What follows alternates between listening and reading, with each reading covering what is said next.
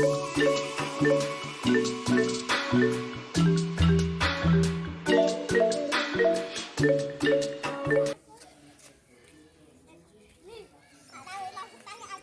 Lur, ini sekarang sedang di Gereja Kristen Jawa Kyai Sadrah Karangyoso.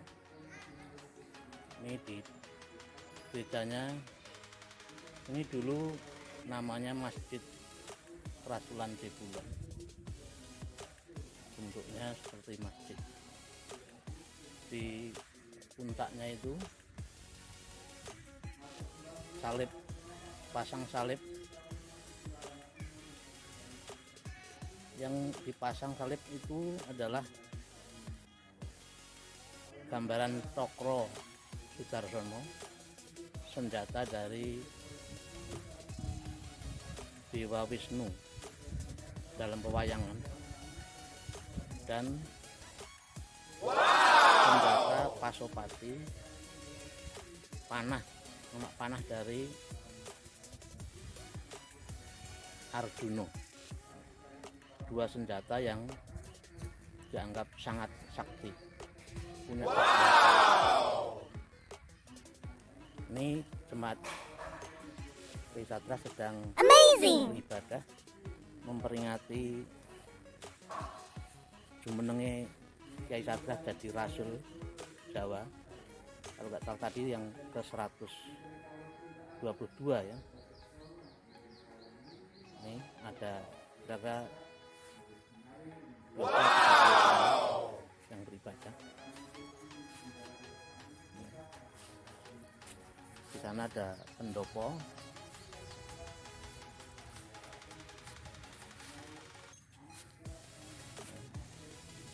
Kita nanti akan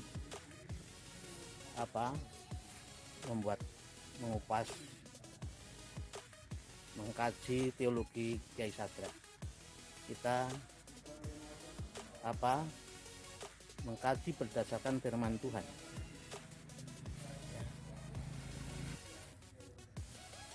Ini kompleksnya.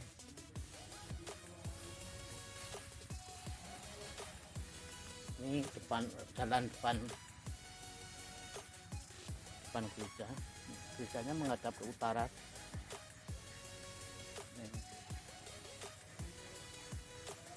Ini plakatnya. Ya, plakatnya ini. Ya, Gereja Kristen Jawa Karangyoso, Desa Langenrejo, Kecamatan Butuh, Kabupaten Purworejo. Ini didirikan tahun 1871 oleh Kyai Sadrah Suropranoto. Ini ada gambarnya salib yang dari panah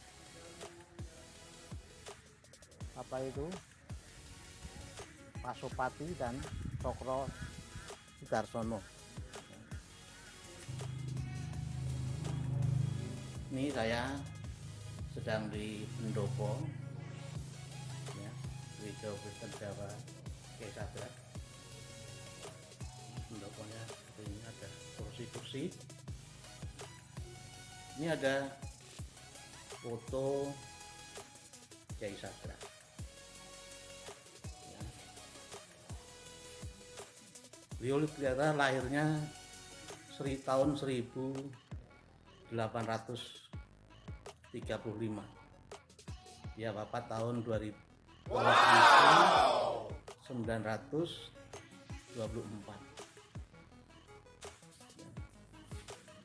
Ini ada gubahan tulisan Kyai Sadrah, Donga Rama Kawula, yang dinyanyikan dengan Sekar Durma.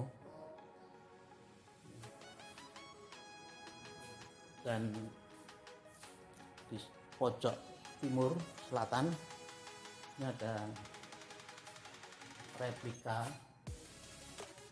salib Yang disalib adalah senjata Cokro Sudarsono dan senjata panah Pasopati, ya, yang kadang-kadang disalahpahami oleh banyak orang.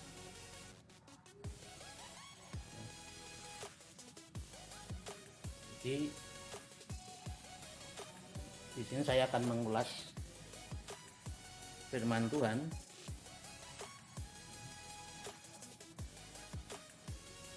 tentang teologi Kiai Sadra kaitannya dengan salib ini.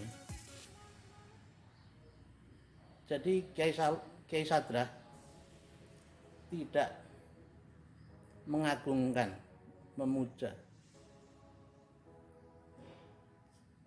senjata Cokro Sudarsono maupun senjata Pasopati yang menjadi andel-andeling, yang paling dianggap senjata paling sakti oleh pewayangan dan orang Jawa pada umumnya.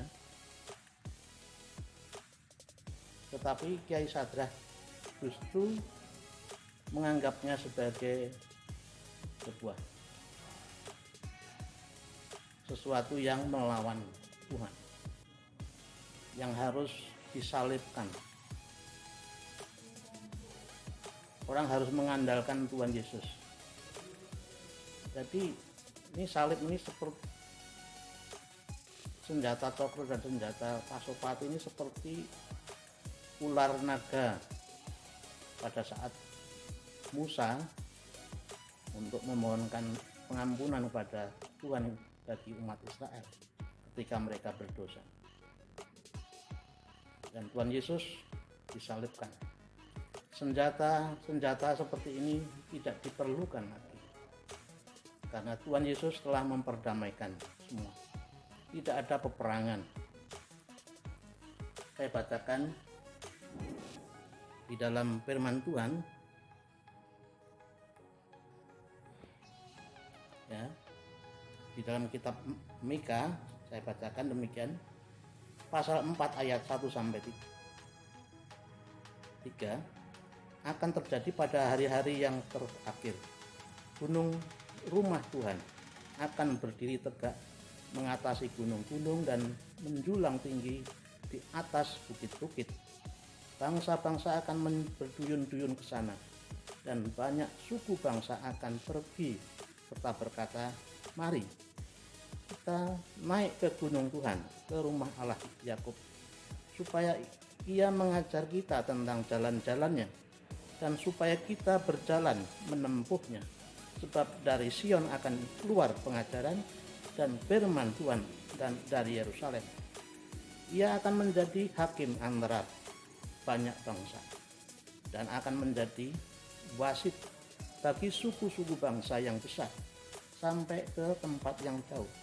Mereka akan menempa pedang-pedangnya menjadi mata bacak dan tombak-tombaknya menjadi pisau pemangkas.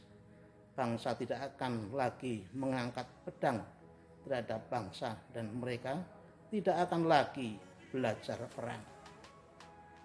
Demikian firman Tuhan. Kalau kita kaitkan dengan teologi Kiai Sadra, menaruh senjata Cokro Sudarsono dan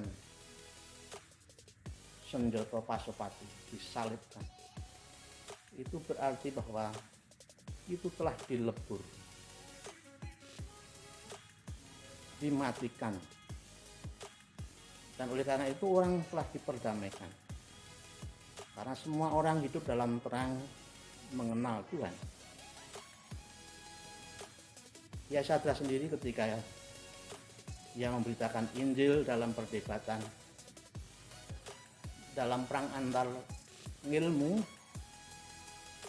Kiai Sadra mengatakan, aku wis duwe keris kang tus, yaitu Tuhan Yesus. Keris yang tus itu keris yang ampuh, yaitu Tuhan Yesus. Bukan hanya ia bisa mengampuni dosa, ia membangkitkan, menghidupkan orang, Bahkan Tuhan Yesuslah yang mengangkat semua orang dari jurang maut kepada hidup. Dan oleh karena itu dalam surat Efesus, ya, Tuhan Rasul Paulus mengatakan, tetapi sekarang di dalam Kristus Yesus, kamu sekarang di dalam Kristus, yang dahulu jauh sudah menjadi dekat oleh darah Kristus, karena dialah damai sejahtera kita yang telah mempersatukan kedua pihak dan yang telah merubuhkan tembok pemisah, yaitu perseteruan. Sebab dengan matinya sebagai manusia, ia telah membatalkan hukum Taurat dengan segala perintah dan keputusannya untuk menciptakan dan ketentuannya untuk menciptakan keduanya menjadi satu manusia baru di dalam dirinya, dan dengan itu mengadakan damai sejahtera. Saudara, di dalam Kristus ada damai sejahtera, ada rekonsiliasi, sehingga senjata tidak dibutuhkan. Seperti dalam kitab Mika, senjata diubah menjadi mata pajak, energi yang untuk perang dipakai untuk bekerja, untuk bermanfaat bagi sesamanya. Malah kita percaya mengandalkan Tuhan. Yesaya telah berteologi begitu maju pada zaman ini. Mestilah kita yakin dan percaya, sehingga ia menjadi penginjil yang paling sukses dengan kira-kira 20.000 umat pada saat waktu dia meninggal. Saudara-saudara yang dikasihi Tuhan, kita menjadi anak-anak Tuhan yang memberitakan Injil Tuhan, supaya kita menjadi lebih kreatif, berteologi sesuai dengan kebutuhan keadaan yang sekarang, tantangan-tantangan yang sekarang. Marilah kita mengandalkan Tuhan, percaya pada Tuhan, supaya melalui kita banyak orang juga boleh mengenal Tuhan. Shalom, Tuhan memberkati. Mohon dukungan untuk channel ini supaya channel kami boleh berkembang, pelayanan kami boleh terus kami lakukan sehingga banyak orang mendapatkan manfaat dan berkat. Tuhan memberkati saudara semua. Amin.